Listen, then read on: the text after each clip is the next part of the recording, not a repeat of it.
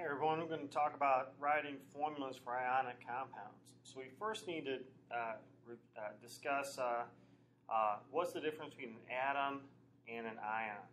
Okay, so an atom, for atoms, when we, in the context that we're speaking of, we want to remember what atoms are. In atoms you have the protons will equal the electrons. Okay. So if I'm talking about an atom, then I'm dealing with something with a zero charge or a neutral charge. Okay, and so if you have 10 protons, it's kind of like having a positive 10, and if you have 10 electrons, then it's kind of like having a negative 10. So positive 10 minus 10 would equal 0, which would be a neutral. Neutral. All right. Now, when we're looking at an ion, okay, in an ion, the protons do not equal the electrons. All right, and the thing to remember about this is that what's changing? How are the protons do not equal the electrons? Okay, only the electrons are changing. Okay, so an atom can become an ion by either gaining or losing electrons. All right. So, for instance, like if I had Al3+, okay, that means that Al0 lost 3 electrons. Whereas if I had F-, that means that F0 gained 1 electron. Okay. And so it's a minus charge because electrons have a negative charge. So by gaining a negative, it's negative.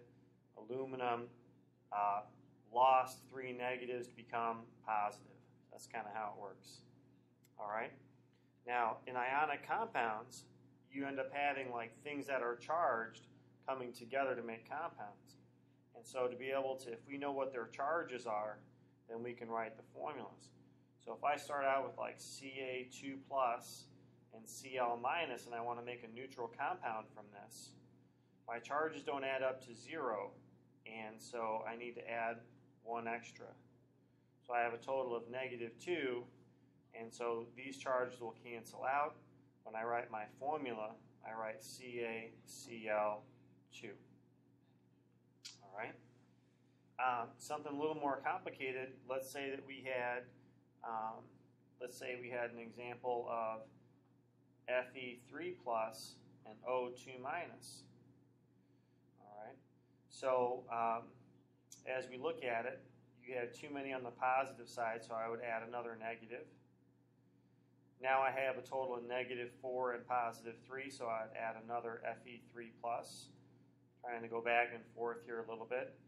And I'd end up adding another O2- so that my charge is going to cancel out. So when I write the chemical formula for this guy here, I'm going to write Fe2O3.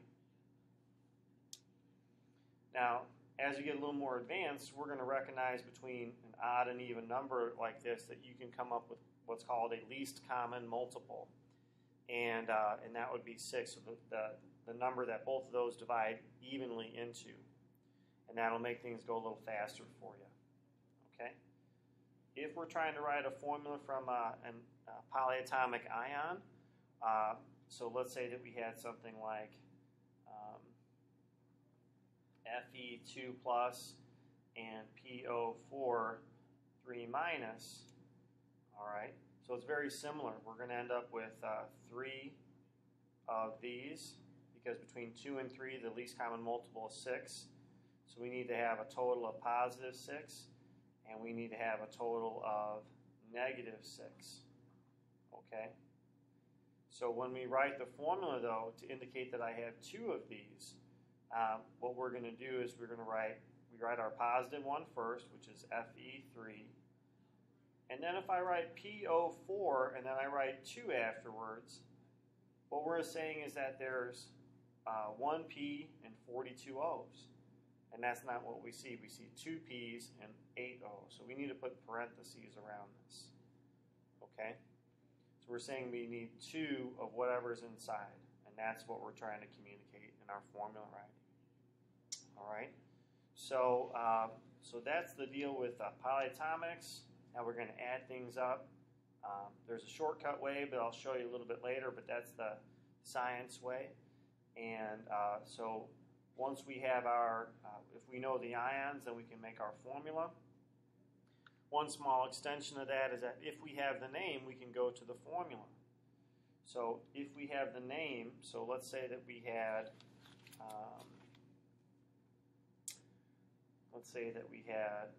potassium oxide. So what I would do for this potassium oxide is I'd find potassium on my ion chart, so I knew what the charge was. And so here it is, it's going to be K plus 1, and then oxide is going to be O2 minus. So I'm going to write K plus 1 and O2 minus, and then I'm going to proceed to try to balance these out, K plus, and now I have a total of positive 2, which will cancel out my negative 2.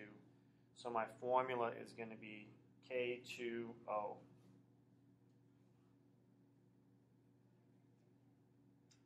All right.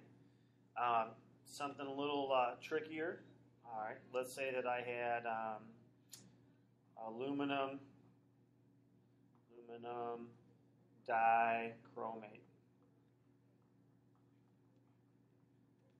So aluminum is looking on your ion chart, you'd find these, and then dichromate, kind of a strange formula, Cr2O7, and then a 2 minus charge.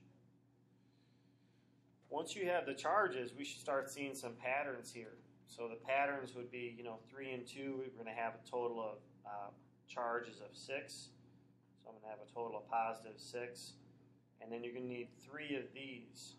Cr2O7, 2 minus, Cr2O7, 2 minus. So you have a total of negative 6. So your charges will cancel. Now it's a matter of writing down my formula.